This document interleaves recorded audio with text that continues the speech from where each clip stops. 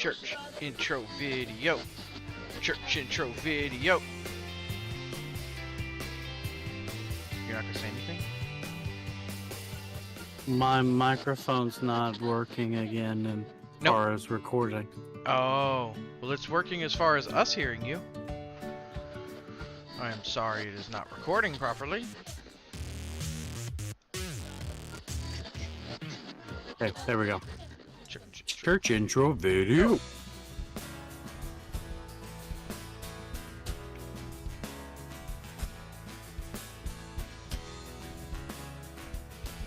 Okay.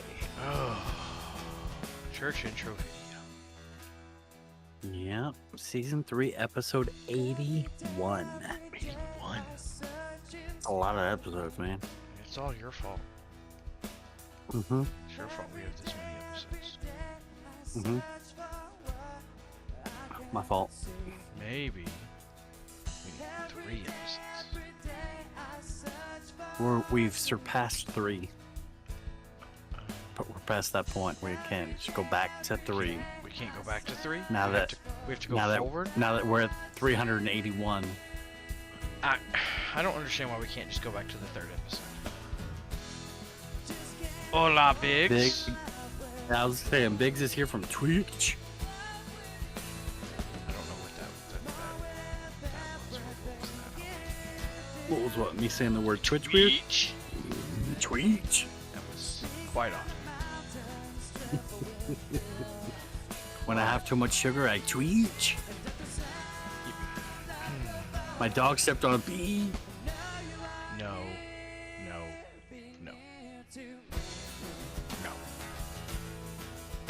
No? No. I got called a liar on stand by TMZ. Stop.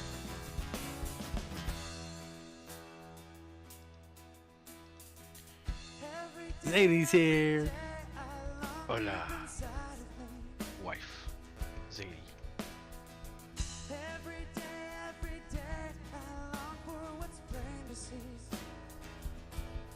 Groggy's here. I am liar? Groggy says he's a liar. That's IRL viewer. Kinda. That's true. Well, he's not IRL here, he's IRL there. He's on the couch. You're getting a lot of light reflecting off of that board behind you. Excuse me, Miss Shy Bear? Miss Shy Bear. Can you close the window? Yeah. Could you? Thank you. That's very nice of you. I love you. Yeah. We were talking about you. Yeah. I needed you to close the window. Yeah. I'm sorry. That should be better. I was like, I don't know. There's still a fair amount of light. shouldn't be much light. I get that Sunday, Monday, Tuesday, Wednesday over your shoulder there. Oh, that whiteboard. Yeah. No, baby, we need to keep the window closed. There, that should be better.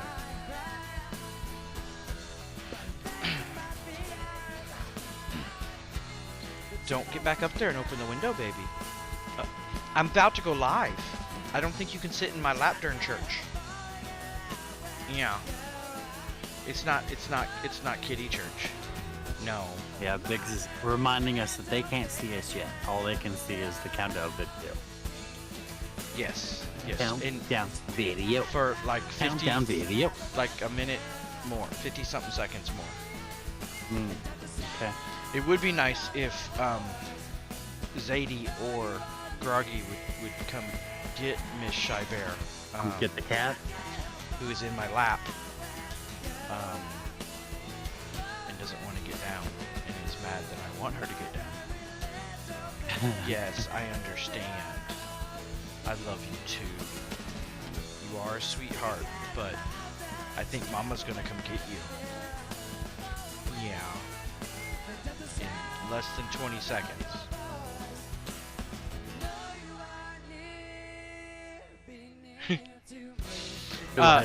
Can't best- nudge.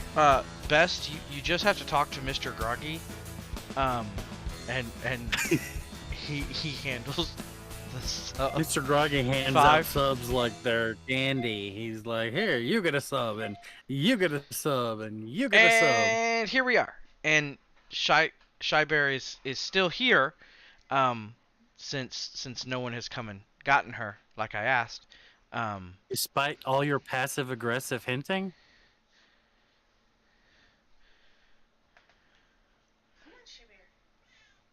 Don't meow at me. Come on, off of Daddy.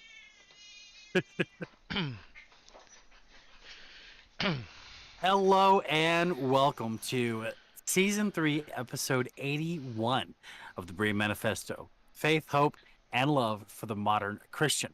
I'm Pastor Bill, and I'm joined, as always, by the ever-pungent Pastor Nooms. There's nothing different with the reflection, though. I don't... There is no light that is different.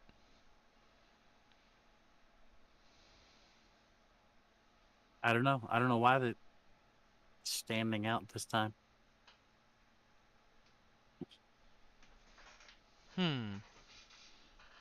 Okay. So, how was your week, Pastor Nooms? My week was pretty good. Didn't do a ton, other than work. Streamed a fair amount.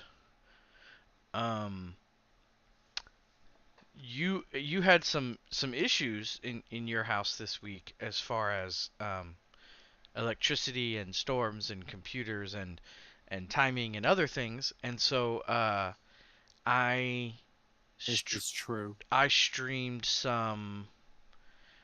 See, the thing is there's no The shifting of the sun. there is no.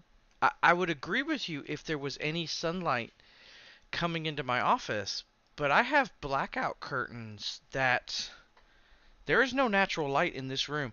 If my camera was a lower quality camera, you guys would be shocked because there is like no light in this room. If I actually turn the camera's light on, that's the way it's designed.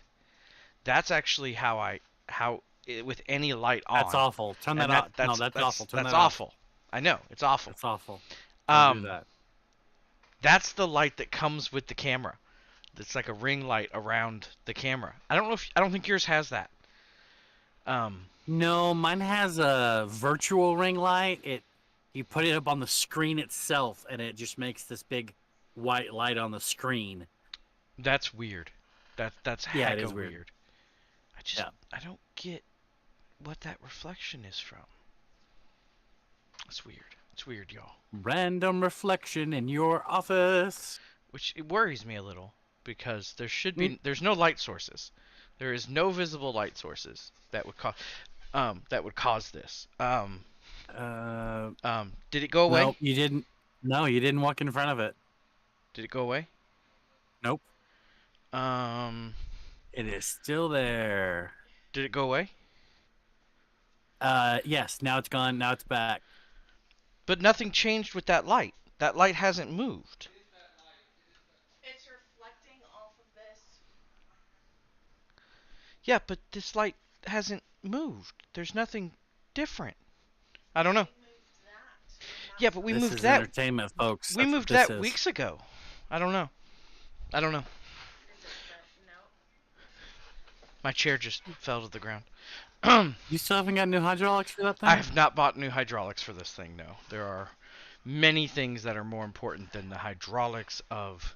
Oh, wow. Yeah, that's light. Ugh. Ugh.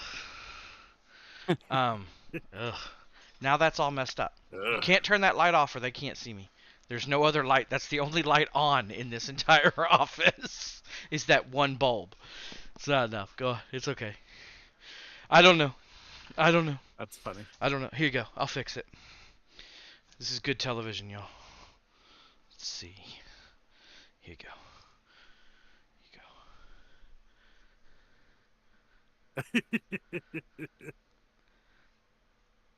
Just covered up with a big green M&M.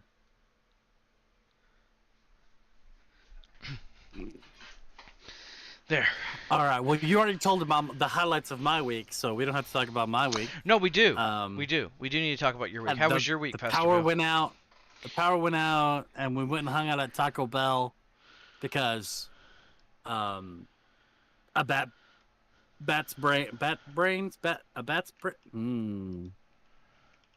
I it never depends. remember what It depends on where she is. a bat brain from Twitch. A bat brain was making dinner, and she had made the sides, but was about to put the steaks onto a skillet, and all the power went off. And we have a power oven, and so it was like, well, there goes cooking that dinner. What's a power So we had oven? to go. It's a power range, a range top. It's electrical. There's power the oven. word. No, not a power oven. A power oven. It's a A power oven seems like a 400-pound man who won the world's powerlifting competition comes in and cooks your food Yep. for you. That's exactly what it is right there. You have And an there was no electric electricity, so- range. The power oven couldn't cook the steaks. But we don't have a gas oven because, well, we've talked about how old this mobile home is, and I would having an not open flame in trust this mobile home. a gas Yeah. thing in your house. I barely Nah. trust passing gas in your house. Wow, it's not that. Well, okay, maybe it's that. Anyway, no flames, no open flames. Candles from time to time, but not anymore because somebody left a candle burning overnight. And a bat brain came home from work, and she was like, why is there a candle on and everyone's in bed? This is not correct. This is wrong. And So that is valid. Like it's 100%. completely valid. So no more candles. Speaking of, I can't believe I'm about to say the phrase I'm about to say, but I'm Speaking going of there. candles, Speaking of passing gas in your house, what? I'm gonna be there in a couple days. Not at my house. You're telling me the whole time I'm there, I'm not going to walk near your house. We're gonna be busy. I mean, We're gonna be that okay. Yes. So this weekend, Friday morning at 1 a.m., which really means Thursday between 11:30 p.m. and like 2 a.m. on Friday, I'm gonna be leaving Tennessee with the Zadie wife, and Zadie, the little ones, Serafina, and Rain, and the Niflings. driving to Texas, checking into the hotel, then doing some. I think we can do some setup on Friday, right? We can do all the setup on Friday if we want. And then we just have to do a mild amount of setup on Saturday, and then we have our Pride Ministry Pride Day. It's gonna be exciting. It's gonna be fun. We're gonna hug people. These are the shirts that we'll be wearing. I'm sorry if you're listening to the podcast and you can't see it. It says "You are loved," and then it says "Free hugs," and then it says www.ekk.house. It's red. It's a nice bright red color this time because they didn't have this old darker red color available. So. And welcome Phoenix. Are you wearing shorts or are you wearing pants? I'm gonna wear pants on Saturday because it's inside, but on Friday I'm wearing shorts because we're gonna be doing setup. It's true. I could probably wear jeans since we're gonna be inside. Yeah, we're gonna be inside, so I'm wearing my jeans on Saturday. We won't die of heat exhaustion outside in Texas. I mean, when we tear down, we'll still be wearing jeans, but it won't be that bad tearing down. It's always easier tearing down. Plus, we'll have less stuff to carry because we will have been getting rid of shirts and getting rid of cards and getting rid of brochures and getting rid of... So there'll be less stuff to carry out than there was to carry in. Yes, and Biggs, yes, this year we actually have inside tables for Pride instead of outside for two reasons. One, because I wanted them, and two, because three reasons. Two, because the weather, and neither me nor Pastor Bill are small. Zadie. I'm not walking around outside. Zadie, You'll be lucky if I'll be walking around at all the way my hips that's been true. going. Zadie brought up a good point. I will probably still wear shorts because I will walk around outside to meander. Plus, I know Zadie and Rain are gonna want to walk around and pray around, so I'm gonna have to walk around with them, because that's just how life works. Because when you take two introverts and try to put them in a crowd of people, you need one extrovert to go the whole time.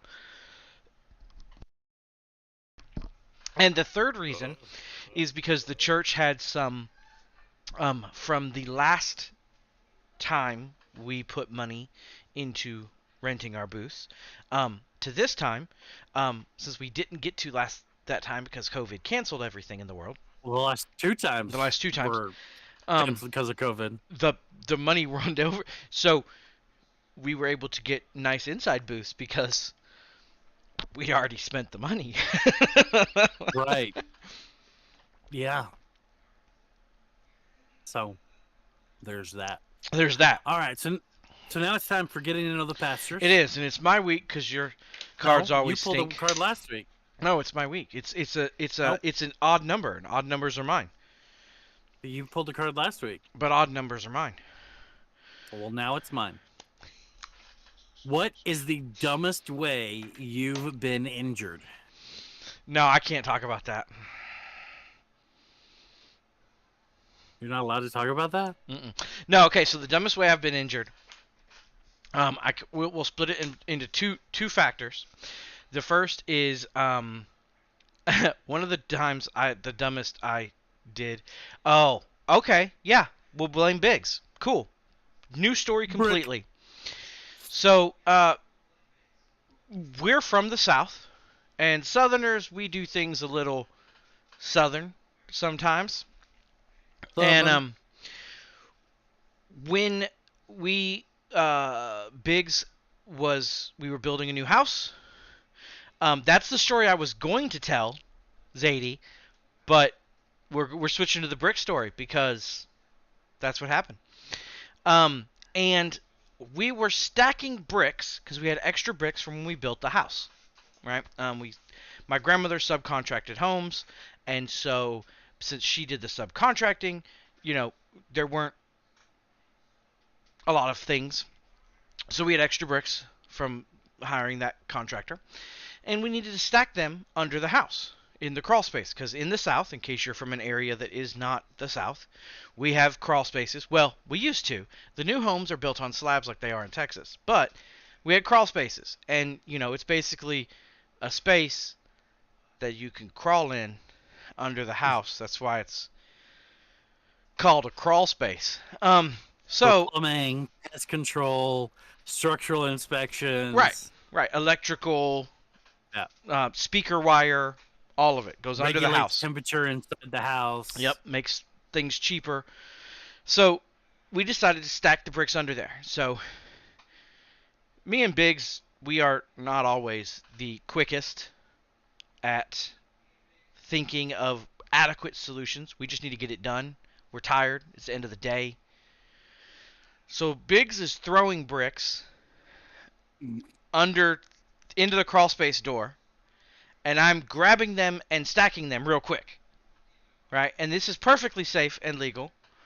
Oh yeah, perfectly and safe. So throws a brick, grab a brick, and I went, grabbed the brick, right? Grab a brick, and in case y'all don't know, bricks are hard. So I grabbed the brick. Right as second brick, bricks are hard. Right as second brick comes through the door and hits my hand. And so I hold brick hits hand, being thrown by factory worker that is a large man. That's why we call him Biggs. Brick hits hand. Nooms says words that Nooms says often. It happens. As I do like this, because finger hurts. And I'm like, oh, ooh, ah. And that's all I'm going to say that I said.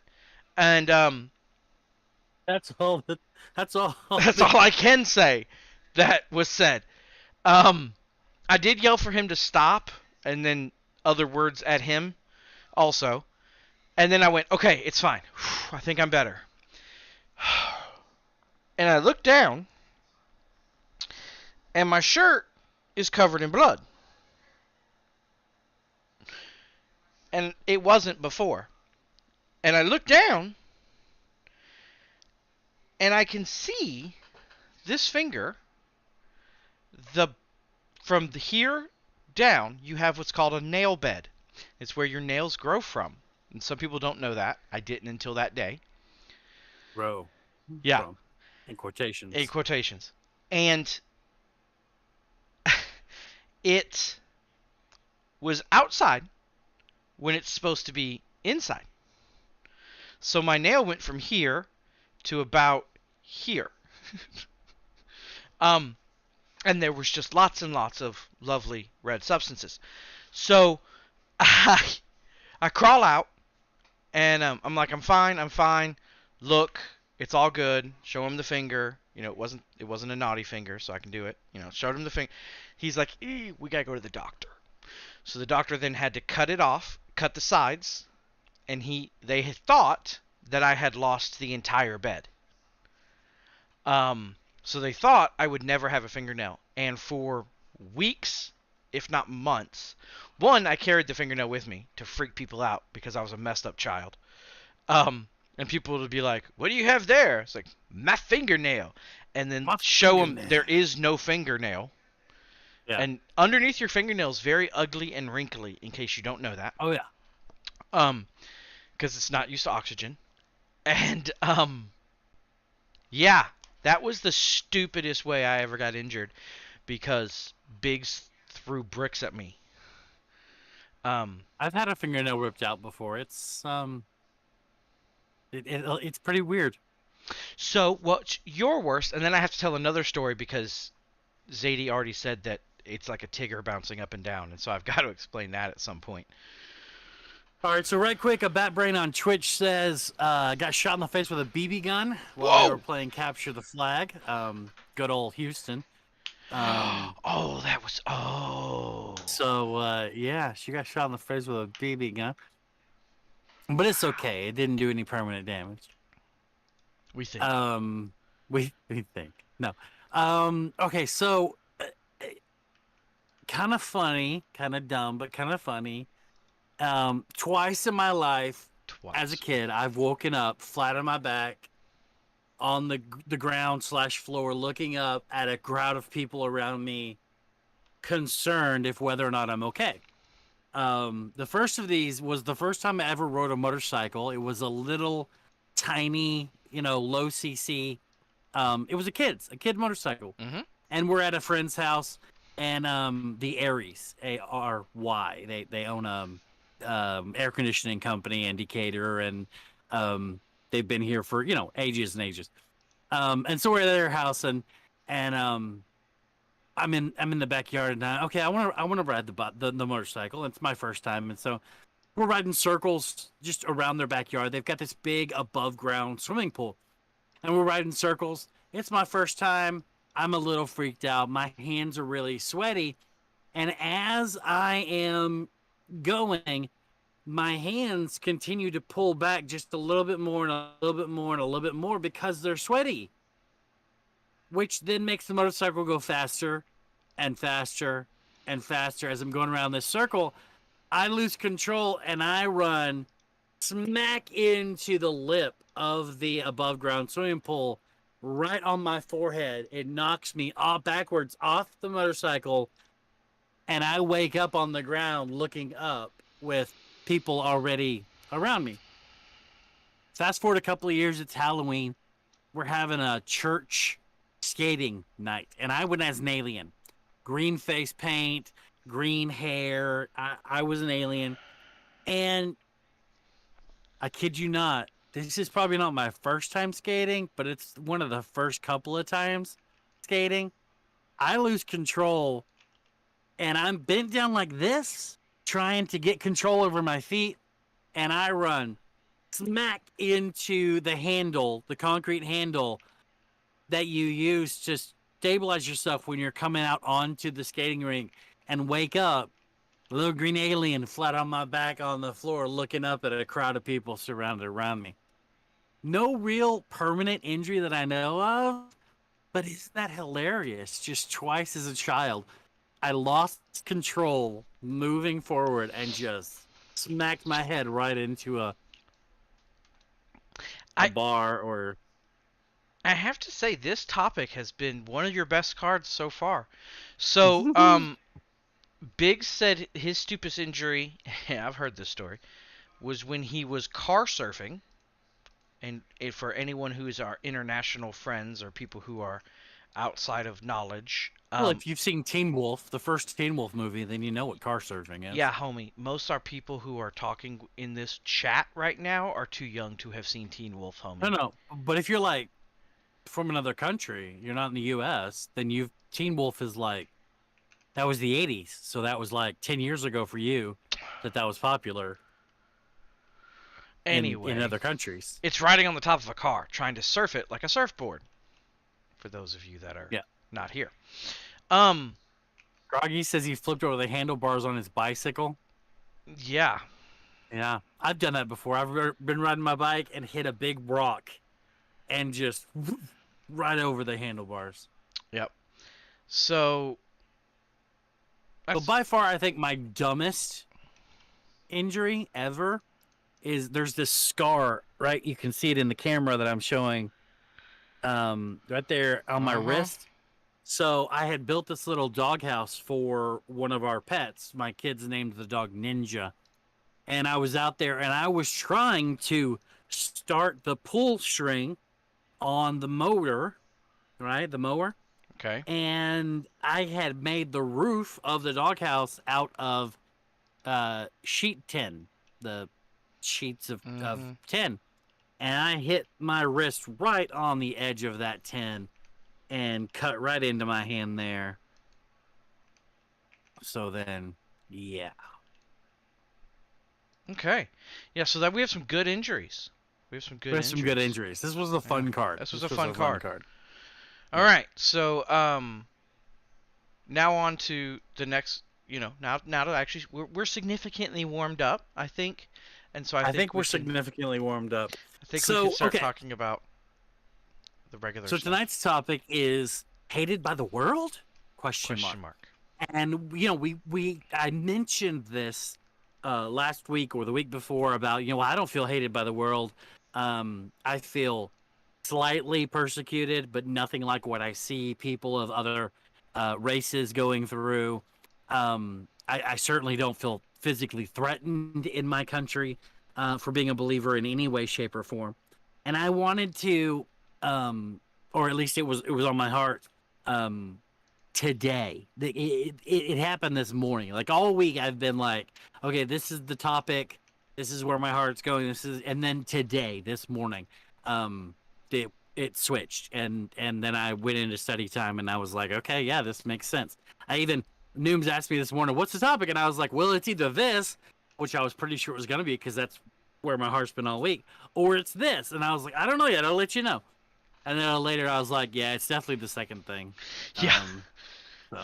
And luckily it's one that, we actually have talked about and, I know to some degree as opposed to something out of left field that I've never looked at.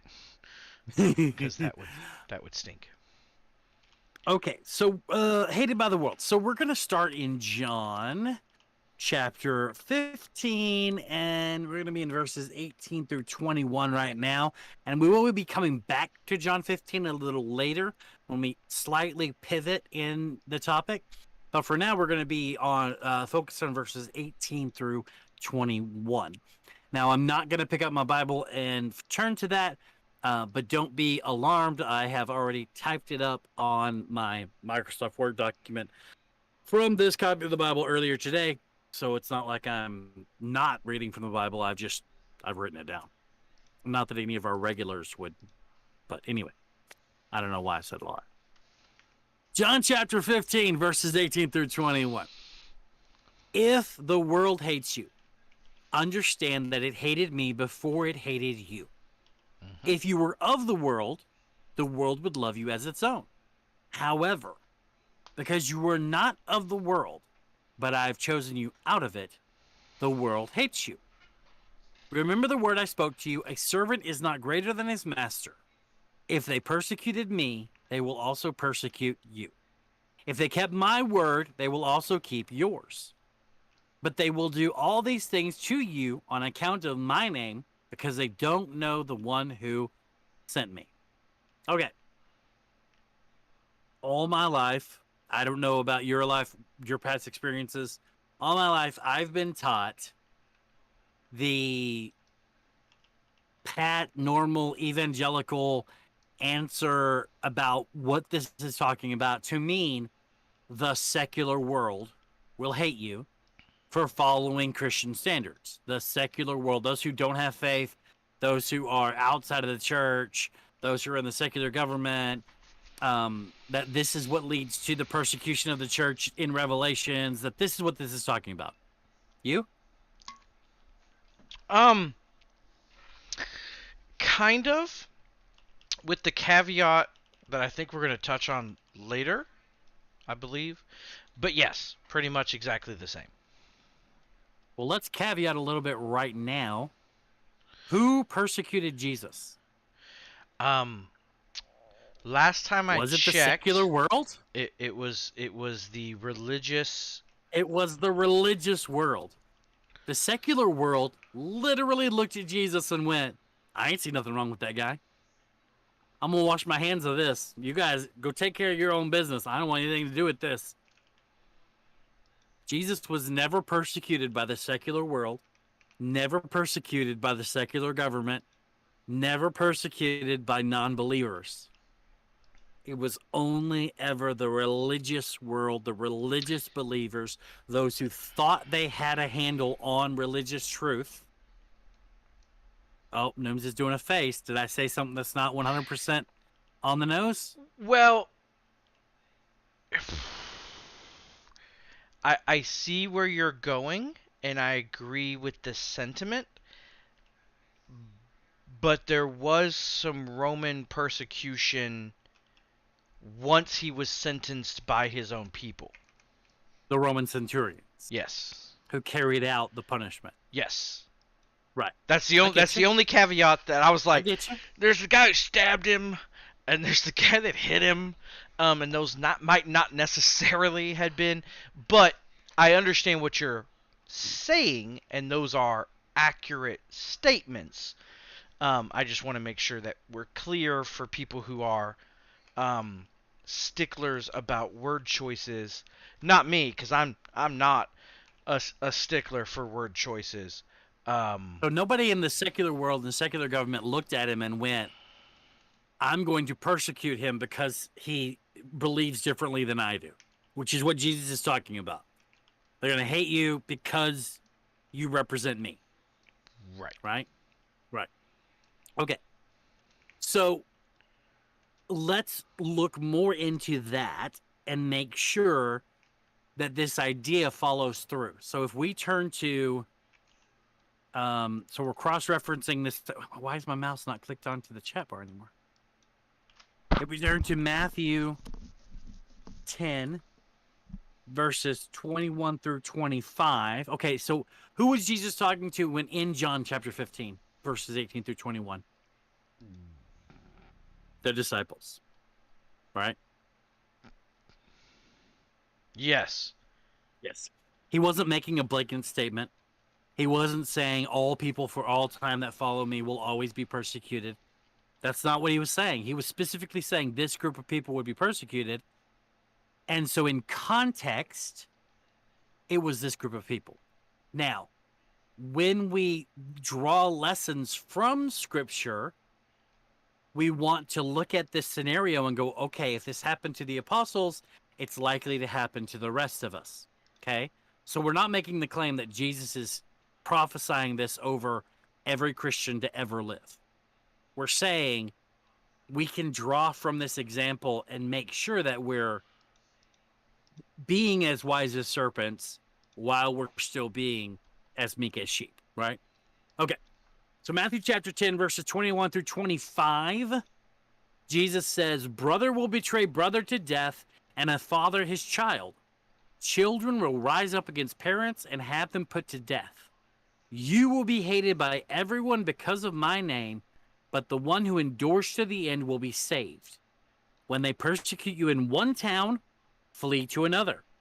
For truly I tell you, you will not have gone through the towns of Israel before the Son of Man comes. A disciple is not above his teacher, or a slave above his master. It is enough for a disciple to become like his teacher, and a slave like his master. If they called the head of the house Beelzebub, how much more the members of his household? This is actually the same instance where Matthew records the words that John was just recording, but from Matthew's point of view.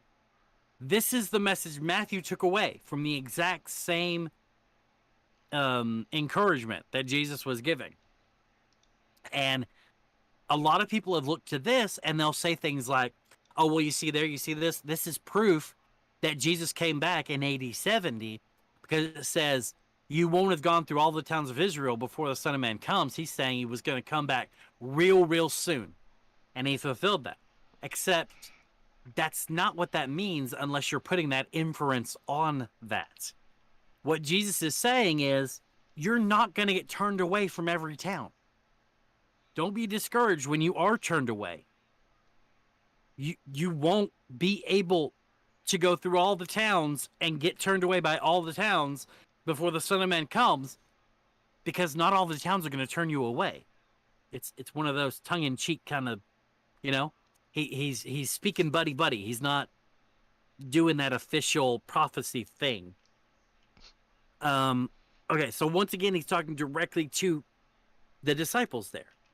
And then we find another record of this exact thing in Mark chapter 13, verses 9 through 13. And why do we read all of them? Why do we, I wrote 9 through 12 in the notes, but it's 9 through 13.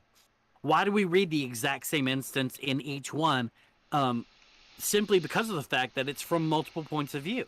Mm-hmm. If you want to get a good idea of a whole story, you talk to multiple witnesses and you take into account all of their viewpoints so that you know what actually happened. One viewpoint, a true story does not make. Several viewpoints, you get closer to painting the whole picture. So in Mark 13, it's recorded. Now, once again, remember, John Mark wasn't actually there. Mark is recording stories that he heard Paul tell, that Paul heard from the disciples.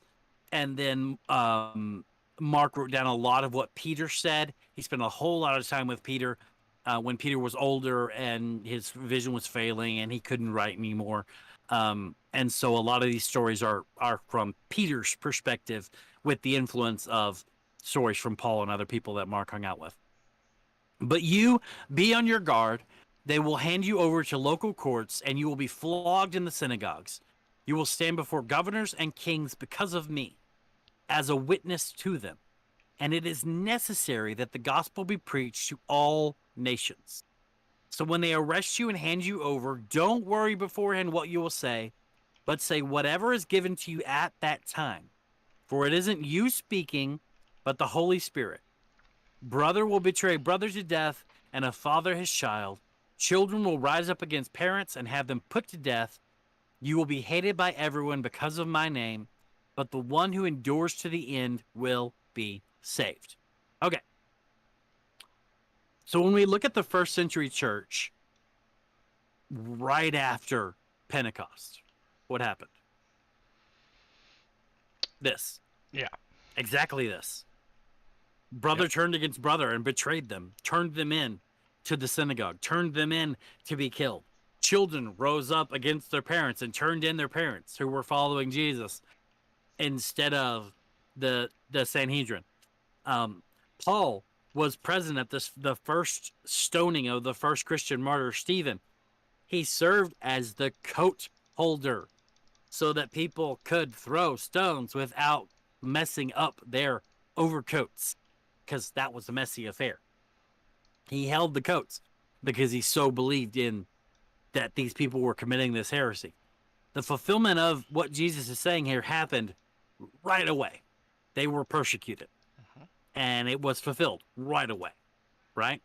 And so we shouldn't look at these scriptures and go, oh, well, Jesus said the world's going to hate me. It's going to hate me. But we can take examples from that. But I'm more interested in who we're calling the world here. Because like I said, there's been a lot of, oh, well, that's the secular world. That's the people outside the church. They're going to hate you. It was prophesied. And so when the world hates you, just know you're doing it right. You're doing good. Except that's not what he's talking about. He's not talking about the secular world, is he? When we now turn to Colossians chapter 2. So we're going to pull from some Paul writing here. Colossians chapter 2, verses 20 through 23. We find Paul saying, if you died with Christ to the elements of this world, why do you live as if you still belonged to the world? Once again, that sounds like we're talking about the secular world here, but Paul goes on. Why do you submit to regulations? Don't handle, don't taste, don't touch. We're clearly not talking about the secular world. We're clearly talking about the religious world. Don't handle, don't taste, don't touch. All these regulations refer to what is destined to perish by being used up. They are human commands and doctrines, although these have a reputation for wisdom by promoting self-made religion, false humility, and severe treatment of the body. They are not of any value in curbing self-indulgence. So Jesus and this first century church, they had this idea when they were talking about world, they were talking about your world, the world you live in. And the world these people lived in was the religious world. They weren't worried about the Gentiles outside of religion. They weren't worried about people in the far-flung regions of the Roman Empire that weren't Jews, that didn't have the law, that didn't know anything about Moses. They weren't talking about that. That wasn't their world. That was a completely separate issue, right? And so if we're going to apply concepts, let's actually apply concepts. The people that we need to be wary of is our world. We are going to end up being hated by religious people because we stand up for Christ and say, no, we should be loving our neighbor as ourselves. No, we should be loving God more than we love XYZ. Like we were talking about last week, the whole tribalism of Democrat or Republican or Target or Walmart or whatever the label is. We should be loving God more than that tribalism. And that kind of statement is what will cause the ire of other religious people. Are we on the same page here, Pastor New, at this point? Yeah, and if you look at the statements in Matthew, he plainly says it's the synagogues that will turn you over. It is the people who follow religion as opposed to a relationship with Christ. So often, but today, relationship with Christ is a hot button phrase to represent religion. I'm fully aware, but I still stand by what I said. People I'm not. I know. Following a religion instead of following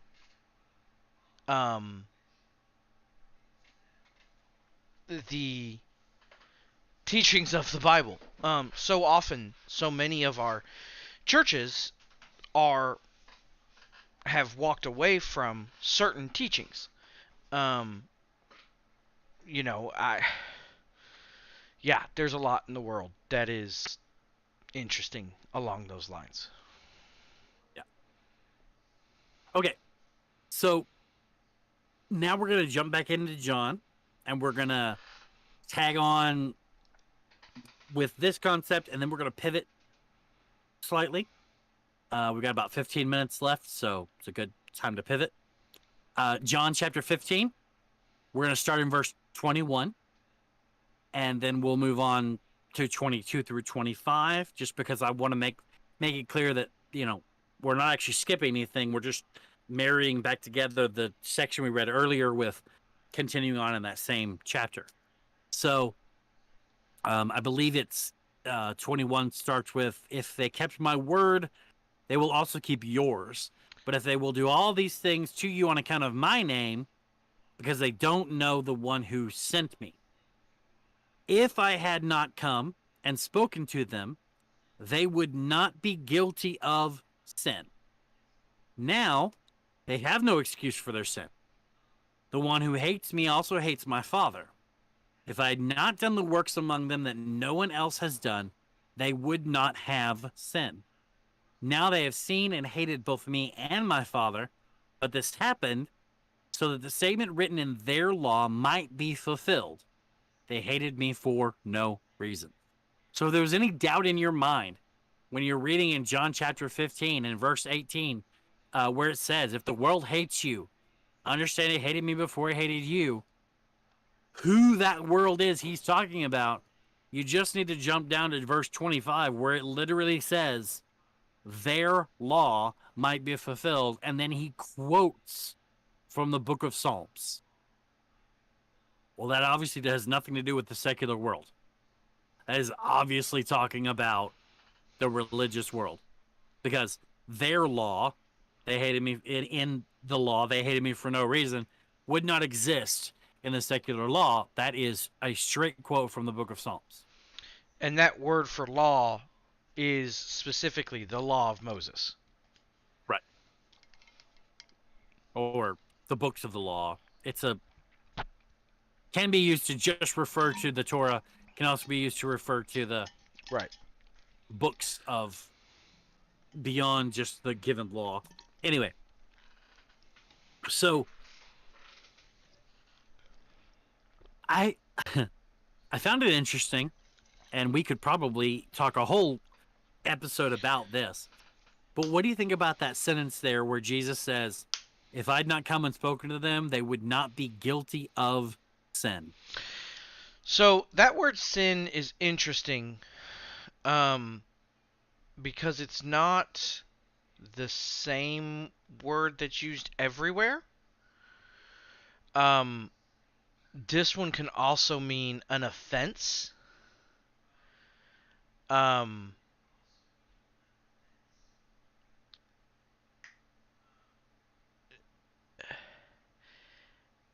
And it's an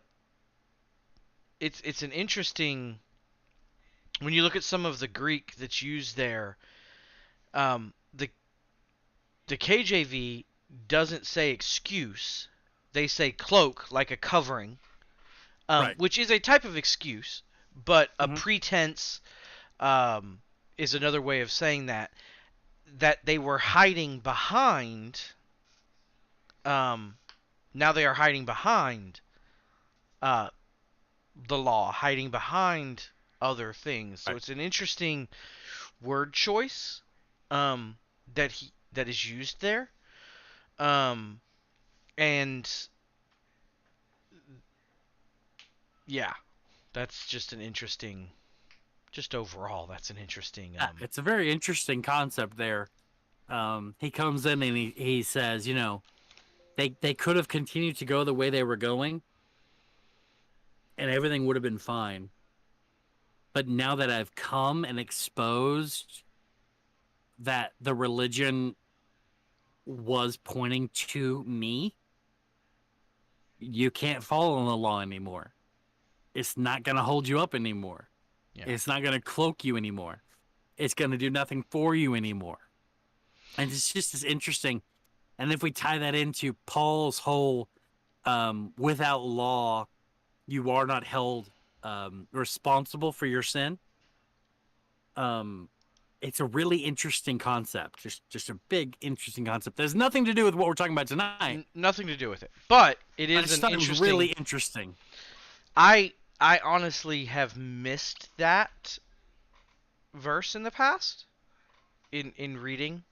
Hey, you know, I had that same epiphany today. I went, whoa, what? Where did I? How yeah, have I never read that before? Earlier when I read it, I went, what? But Right. and then when I looked at I'm sorry, the what? the word offense, Oh yeah, it's not imperfection like everywhere else. yeah, It's literally you offended someone. You Yeah. did something. and so Yeah. there's that whole thing of it's that equation of that offense to Jesus as Mm-hmm. sin also.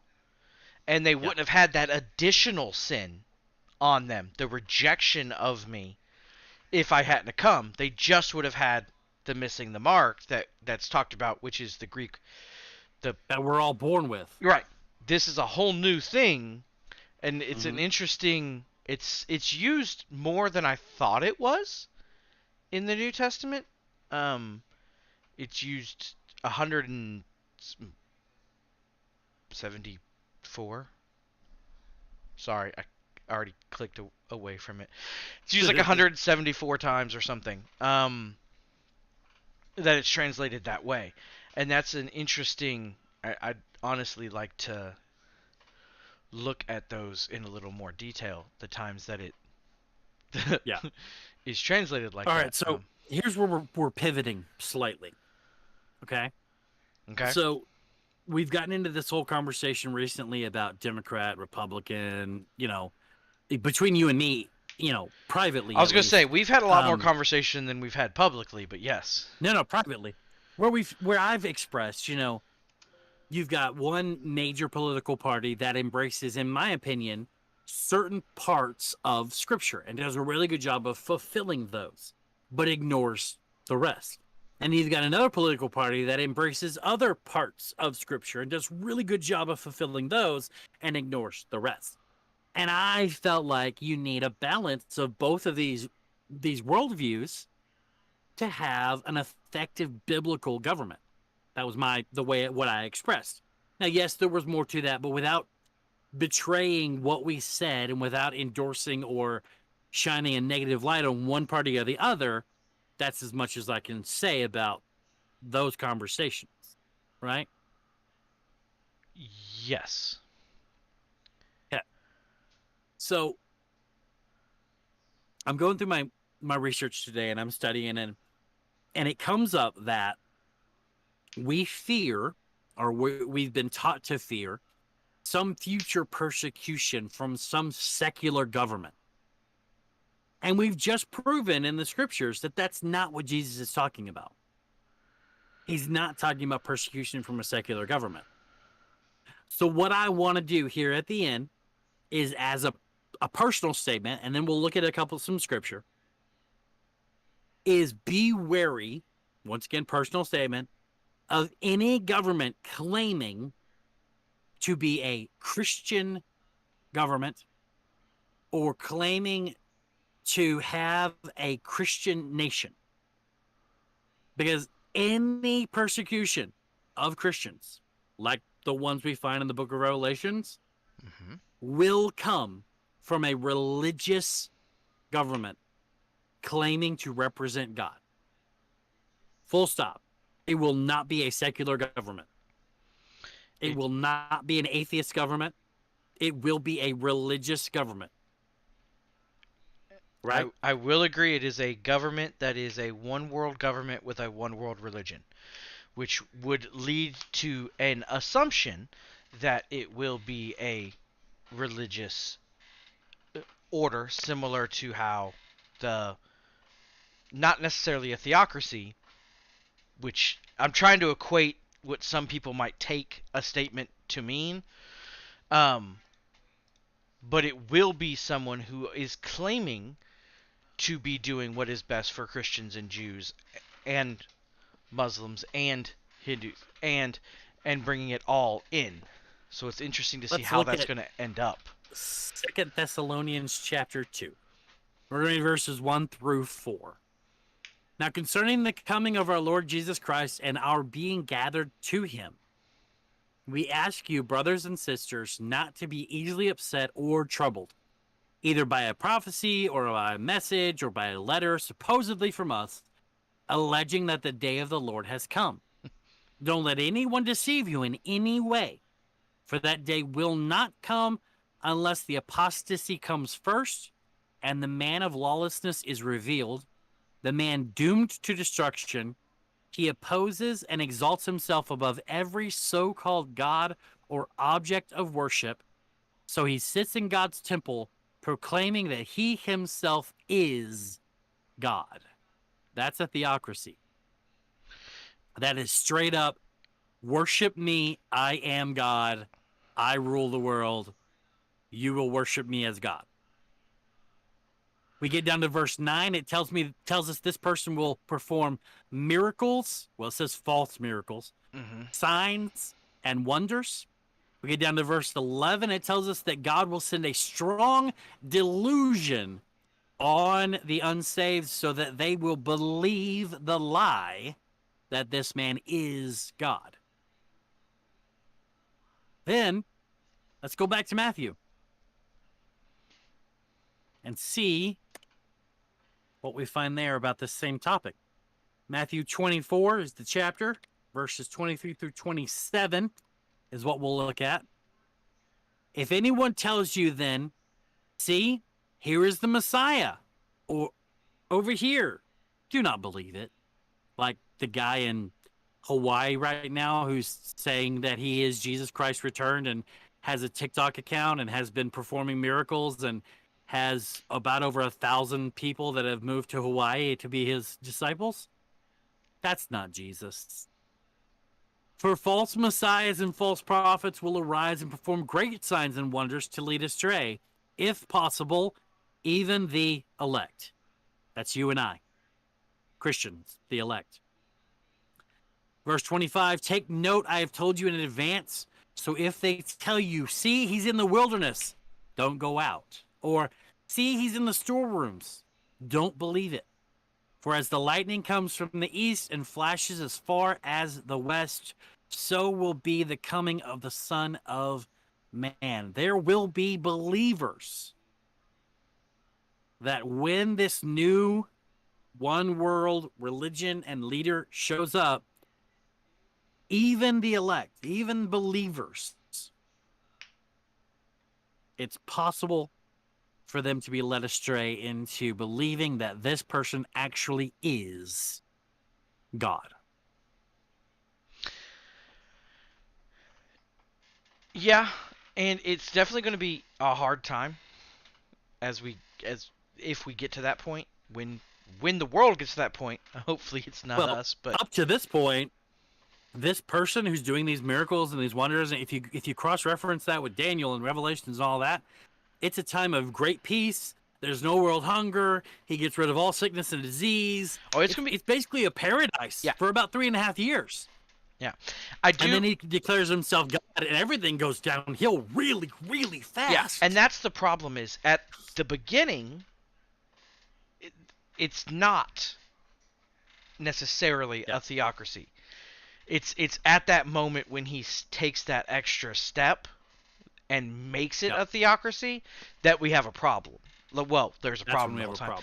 Now, I will say, if you're pre-trib, then you don't got to worry about any of that. If you believe you're going in the tribulation, if you're mid-trib, you still don't have to worry about it. If you're mid-trib, you leave right after he declares himself God. Yeah, so you're fine.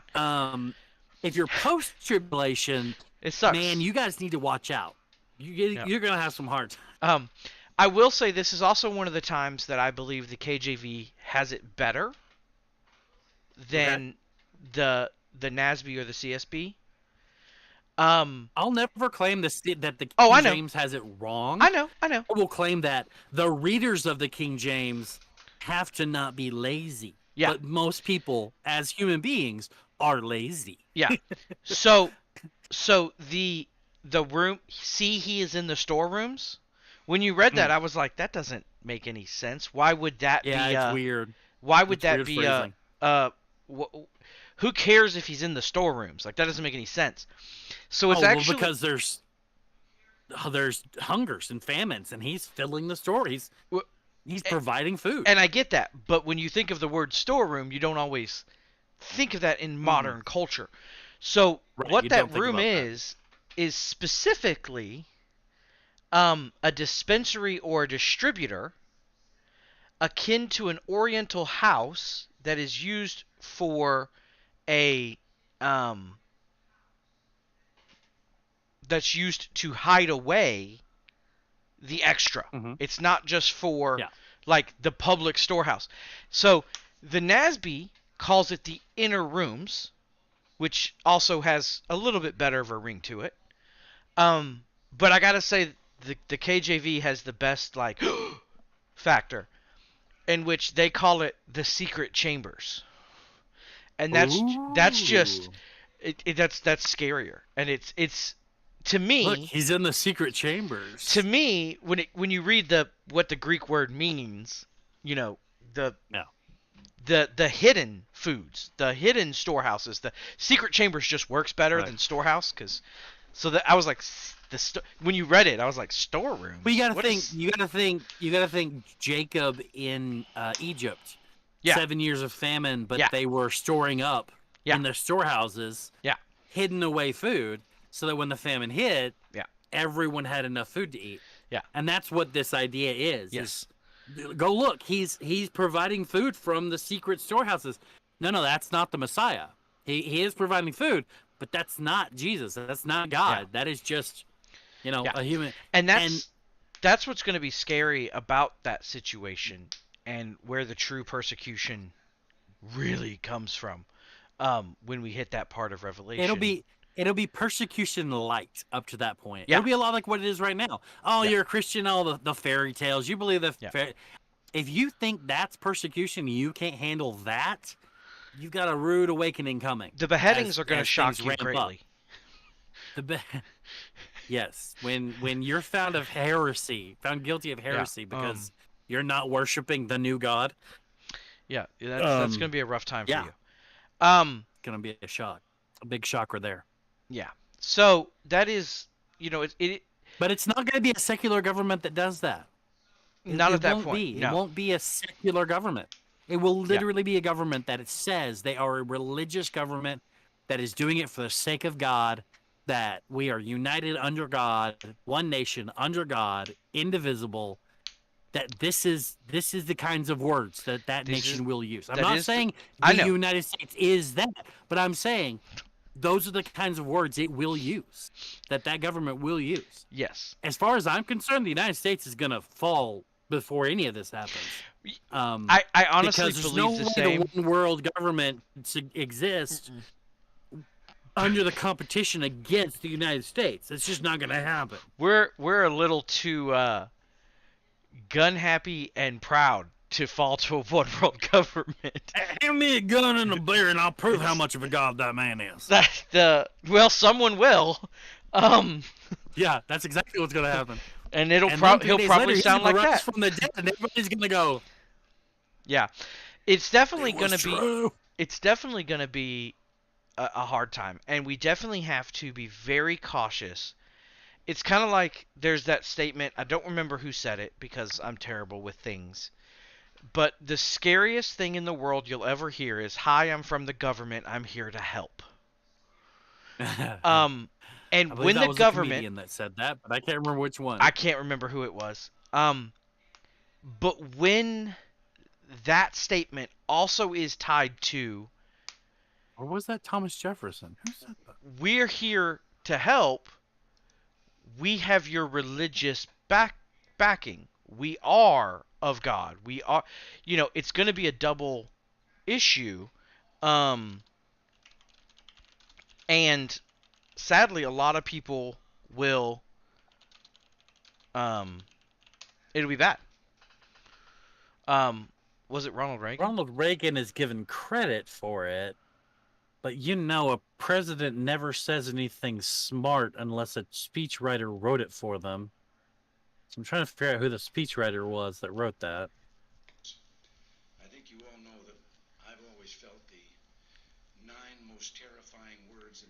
English language are, I'm from the government and I'm here to help. Yeah. Reagan is the We've one had who. We've had two presidents in the United States that said smart things that weren't written in their speeches for them, and we all know how that turned out for both of them.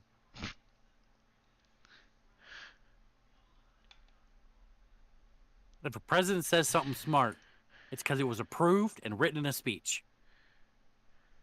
The moment you get on public TV and you say, we're going to get rid of the fiat system and go back to gold. Yeah, that wasn't written for you. Not written for you because less than a week later you were dead. Yeah.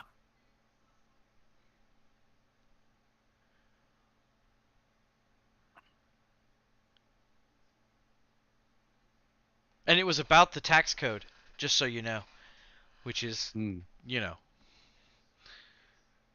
Anyway, okay. Yeah. All right, so that's all we have for this week. It's 7:36. We do have this show every Sunday evening at 6:30 p.m. Central Standard Time, Central Daylight Time, whatever the new Central Time is going to be if Congress passes whatever the thing they're going to pass is. Right? I'm so confused about what to call what am I drinking? Big Zap's what I'm drinking. I'm drinking the sugar-free Monsters. But they're these weird little simply- cans. Yeah, I drink the smaller cans. I drink the 12-ounce cans because if I drink a 16-ounce or bigger, I will drink the whole can because the can is available to me. But I do not need the whole can to get the energy boost that I need. The 12-ounce is enough. And then you I switch drink the back to energy water. drinks because coffee does not give me enough caffeine boost. And Yeah, then yes, I've got my water here as well. It's really little. They actually have them at the Walmart next to your house, Biggs. But it's weird. I bought them in. Don't I get bought 'em. them in 6-packs. Yeah, that's all they come in that I've seen. It's gross. It literally rots your teeth out. Right. So every Sunday night, and then you get new ones. So we do this every Sunday night, and then the podcast comes out, if I remember to post it, on Wednesday nights at 7 p.m. Central Time. So that's great. So you can go listen to that wherever you get podcasts. Big says caffeine doesn't work for him at all. So I found that caffeine helps my brain, but not necessarily my eyes and my body. But only if I take it in massive amounts. I've even got caffeine pills here at my desk so that if I'm out of drinks, then I can actually control how much caffeine I'm putting in instead of just making 10 pots of coffee and then spending the rest of the day peeing. So we would like you to join us on Sunday nights live when we record this podcast. If you like what you've heard here and you think this would help someone else, please send it to them. Like, share, follow, all that great stuff. We have an outreach that we do called Gaming with the Pastors. It's a relational outreach where we play games and hang out with people on Twitch. And we just reached affiliate on that Twitch account. So it's a whole new fun time of, emojis and bits and all this cool stuff. And there's some ads there from time to time because that's part of what being an affiliate is. And so come hang out with us sometime on Pastor Nooms' Twitch channel. If you'd like to know which Twitch that is, you can go to ekk.house. And there you can also find out what Facebook or YouTube we are live on. We are live on that Twitch channel, on our Facebook channel, and our YouTube channel every Sunday night. And when you come and join us live, you can participate in the clickety-clackety chat with your keyboard and join the conversation. Disagree, agree, put input, things like this. Be a part of the Getting to Know the Pastor segment and tell your own funny stories of things that have happened to you based on the card that gets pulled that week. We don't know what cards are coming up. We pull them at random. We haven't And read them on sometimes we purpose. roll our eyes and we pull a new card because certain cards aren't as good as other cards. Not all cards are created equal. So this Saturday is Dallas Pride. Come see us at Dallas Pride. Yes. And if you like the shirts at Dallas Pride, you can buy one there. And then we have those designs available on my Etsy shop. You can go to Etsy and search for Pastor Bill Shea, SHEA, if you want to find those. And that all the proceeds from that do support me and my family, at least as soon as someone buys anything and I make any proceeds, they'll go to supporting me and my family. So, yeah. All right. Love you guys. Have a great week. Be safe out there. And And now, until next time. oh, I'm sorry. Go ahead. I messed it up. I'm sorry. You didn't mess anything up because it's 2 different audio files. So Oh, I yeah, can that's just true. So, cut you out. now is the time where we typically would sing our little 30-second buffer song where Bill goes, 30-second buffer. And then he asks if it's time yet, and I say no, and then we do this, and then we do that. And then he tells me to pull the lever, crunk, and I hit the buttons, and we go away. But, Are we not doing that? Actually, you're the one that says pull the lever crunk. I know, I typically do when you tell me to push I'm the not buttons. even one that says I know. that. So, I say push the button.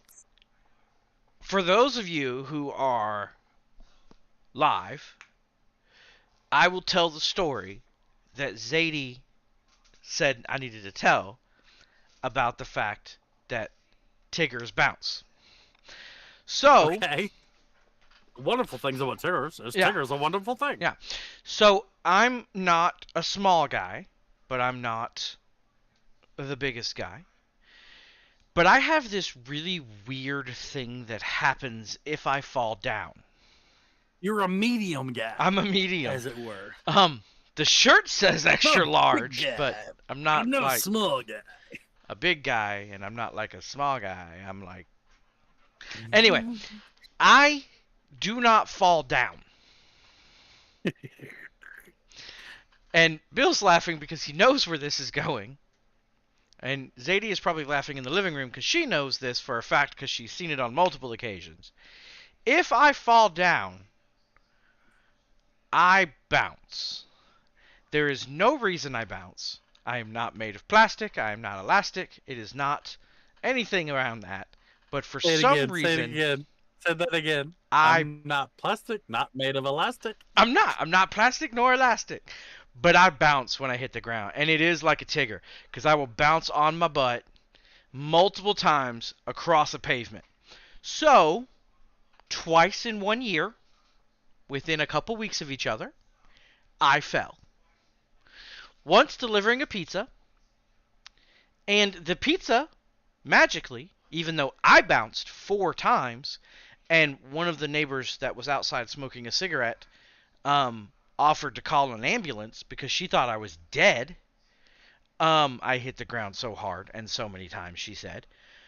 But the pizza was not affected and delivered properly, which shocked me because when I was like, ma'am, I just fell down. I dropped your pizza. Your pizza's ruined. I ended up with 2 bruised ribs, and a small crack, and my boss called Zadie. Zadie came and made me go to the emergency room because I didn't want to. And then like 4... But a miracle did happen. that the pizzas... I opened the box to show the lady the pizzas. And there I'm was sorry, your pizzas got ruined. and no it was issue. like, And she... And it's funny because I'm actually holding my side and I'm visibly in pain. And I'm like, I'm so sorry. I fell down. I ruined your pizza. I'll get a new one made and sent out to you. She goes, no, it's fine. I'll take whatever happened. If you fell down, it's all good. And I opened her the pizza. I was like, okay, well, let me look at it. If it's bad, I'm not letting you take this pizza. Like, it's just wrong. Open up the pizza and it's perfect and still steaming because it was snowy outside. And she's like, no, I'll take this. This is fine. And I'm like, wait, how's that possible? And I have like mud on the side of my body. Like, it's like I'm wet. like it's not like you're just lying and making it up and standing at the person's door.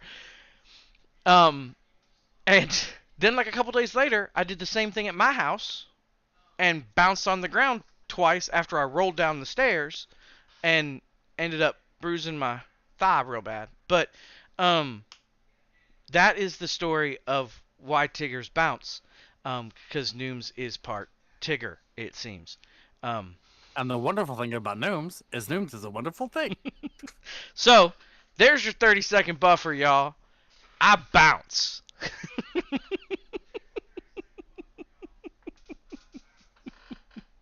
Love you all. Now you gotta tell me to push the buttons so I can say my part and I can push the buttons. Push the button. I pulled the lever.